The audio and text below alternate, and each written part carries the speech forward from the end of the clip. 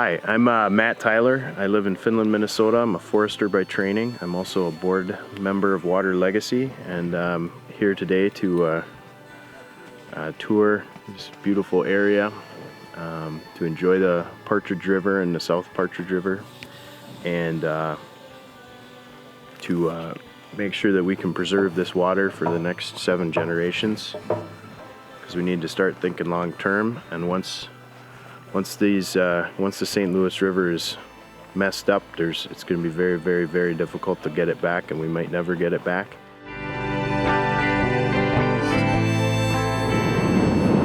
So we're driving north in our little blue Prius. Well, you know, we're getting into this intuitively, I think, by meeting Paula Maccabee, who's one of the leading lawyers and works with WaterLegacy Minnesota, and is highly involved in this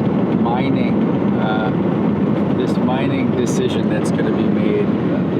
Should we put in a copper mine, which has never been done in Minnesota, up here, that would affect the boundary waters and Lake Superior. And so Robin and I are on a quest to learn more about that. And that's kind of where we're shooting for today, to stage from tomorrow to get to the mine site. Because it's not 2 miles of paddling. No, it's not. It's probably more like 5 because of the sinuosity of the river. You know, it gets windy. So, well, the question is, why doesn't the Forest Service establish a canoe route through this area? Because it's beautiful, you know? It is totally beautiful. And secondly, it's showing that the area that they want to impact is impacting a really beautiful area that has like a really high recreation value. Now we're on a body of water. Now Anishinaabe always thinks about those ones that are there, the ones that are here around. So we have to make offerings, because there's not only adventure, there's also danger. So we have to be respectful of those ones that have been here from the beginning of time, and those are the ones that are in our waterways. So we always begin with getting in a good spot where we use our medicines to clean ourselves and our thoughts, which we have done. And then we have our tobacco, which is very important. So when we get closer, we always offer our tobacco to those spirits that are in these waterways.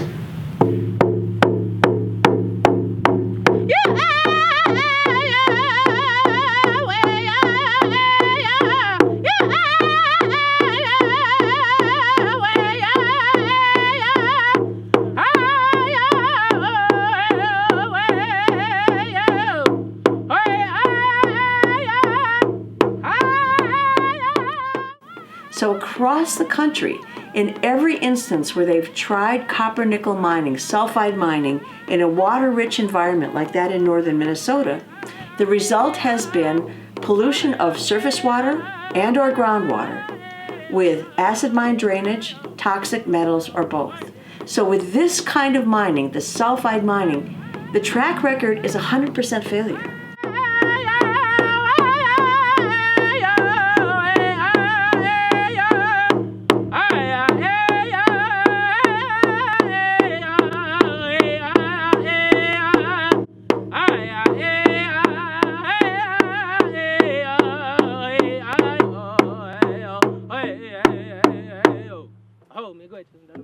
Well, yeah, if they put the mine in here, this would be, I mean, there would be no recreation value. I mean, why would you come out into this beautiful area if you're hearing blasting and huge trucks all the time and light pollution? I mean, it would just basically would completely devalue it. I think a layperson would look here and you wouldn't be able to distinguish this river, you know, the south branch and the main branch between this and the boundary waters, you know?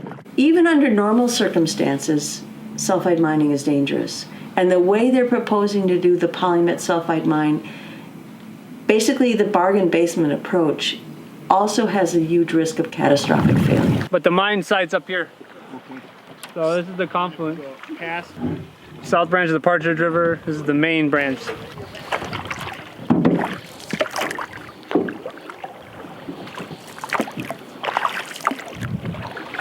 At 4, let's go. Oh!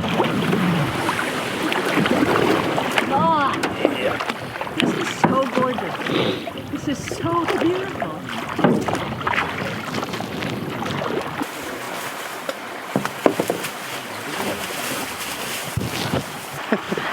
It is an acquired taste. Choke cherries. There's a little pulp around it. There ain't no apple. That's not, yeah, sure. I think after this, there's no obstacles until that mire empty.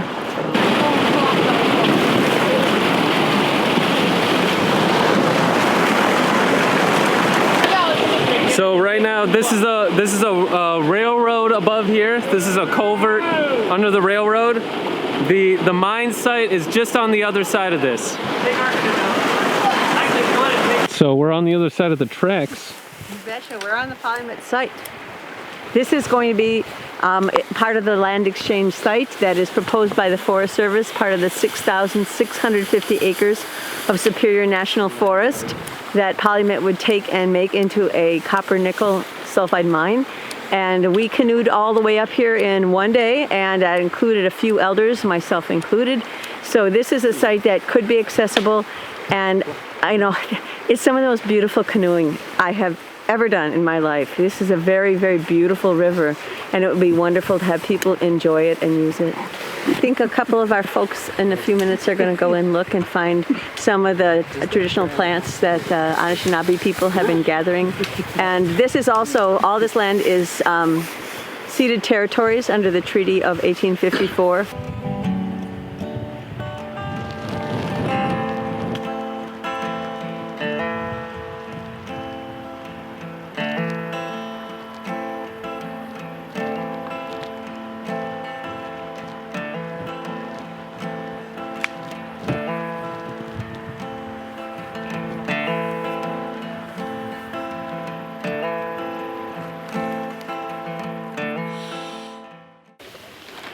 So we're up here in Ojibwe country on the Partridge River, and we're going to load this pipe in a good way. Let's say offer up our prayers, and then go look for the gather with our hands the mosquito bug and the swamp tea and the black spruce. All of your thoughts, your prayers, what's going in your heart, especially about this land and the significance of it, and how pristine it is, the water, the importance of that for life. All of those thoughts will go into this tobacco.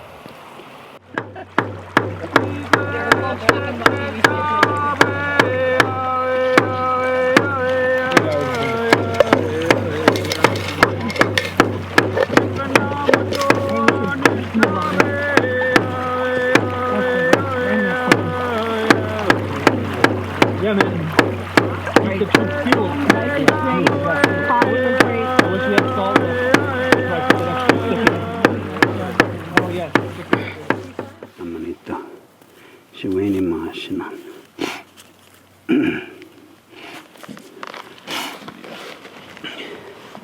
Misago me guch manito mashkiki oma. Misago me guchongo manito nashkewa mashkiki. Nishnabe weweni abajia Zaysega and Dagok Mashkiki. Migoch Sako. To be indigenous is to think about the future with the water, the trees, the animals. Everything is connected. And I think what mainstream America has done is despiritualize things. So much so, and even such a way that things have become objects and just things to make money off of and things of this nature. There's no connection there of life. And we're doing our part here. This is why we do these things, for the protection of our Mother Earth and for life. That's why we're here. May you go. Thank you. There's one song, it's an alliteration song, so they don't know where it came from. It's just the sound of water. It's an indigenous song from somewhere. It goes like this. Washatania, heya, heya. Washatania, heya, heya. Washatania, heya, heya. Washatania, heya, heya. And it goes, Wishita, do-ya, do-ya, do-ya. Wishita, do-ya, do-ya, hey. Wishita, do-ya, do-ya, do-ya. Wishita, do-ya, do-ya, hey. I'm Paula Maccabee, and I work with WaterLegacy. And WaterLegacy is a grassroots nonprofit formed in 2009 to protect Minnesota's water resources and the communities who rely on them. And I'm here now at the confluence of the South Partridge River and the Partridge River. A group of us took a canoe trip yesterday all the way up to the site at the headwaters of the Partridge, where PolyMet Corporation is proposing to put a copper nickel mine. And we came up to the site first to make sure that PolyMet's claims were false. It's not a brownfield site, it's a beautiful biodiverse site. The canoe up the South Partridge and the Partridge River was breathtaking. And there are resources right on that site that would be destroyed if it was turned into a mine, including traditional plants that Anishinaabe people use for gathering and making medicines. What we want people to know at WaterLegacy is that, yes, PolyMet has been talking about its copper nickel mine open pit project for more than 10 years. They're actually seeking permits, and the first of the draft permits has come out from the Minnesota Department of Natural Resources. So this is the time when people need to get active. And that means call the governor, write the governor, call your legislators, talk to your neighbors to make sure that everyone realizes that Minnesota's precious waters, our life-giving waters throughout northeastern Minnesota, are now at real risk from copper nickel mining. And PolyMet is the first proposed mine, and if we don't stop this mine, there is a risk that waters in the Boundary Waters watershed, Lake Superior watershed, Mississippi River watershed will all be contaminated by sulfide mining in Minnesota. We will stand up